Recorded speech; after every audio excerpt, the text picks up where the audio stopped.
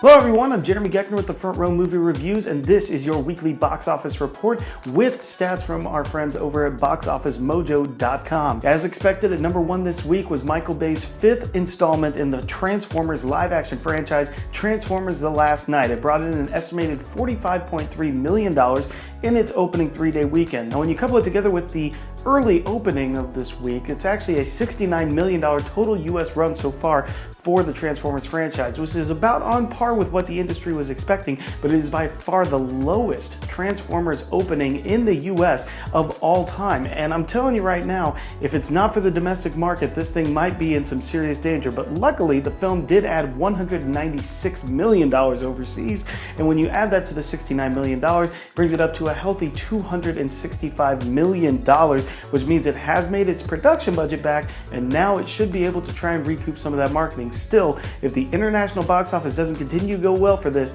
might very well be the least profitable and least successful Transformers film of all time. Coming up next at the box office this weekend is a dead tie. That's right, two films are claiming the exact same number of estimates for the weekend. Those are being Wonder Woman and Cars 3. Now let's start with Cars 3. It is bringing in an estimated $25.175 million, which brings its US domestic total up to $99 million.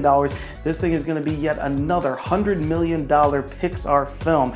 But just behind it right there is Wonder Woman, with again going out there and saying that they have made $25.175 million in their fourth week of release, and Wonder Woman continues to defy expectations, dropping once again only 39%. This brings Wonder Woman's US total up to $318 million and its worldwide total up to $635 million, and it is now on pace to outdo Batman v Superman in the domestic market, which means it would officially be the highest grossing DCEU film of all time, and I gotta say, it might have a shot at beating it worldwide as well. Coming in at number 4 this week is a surprising, it was the number 5 film from last week, 47 Meters Down. Now this shark horror thriller starring Mandy Moore brought in an additional $7.4 million this week to bring its US total up to $24 million after 2 weeks of release, and it actually boosted it up one spot in the box office rankings, which I gotta say, I did not see that coming at all, and I don't think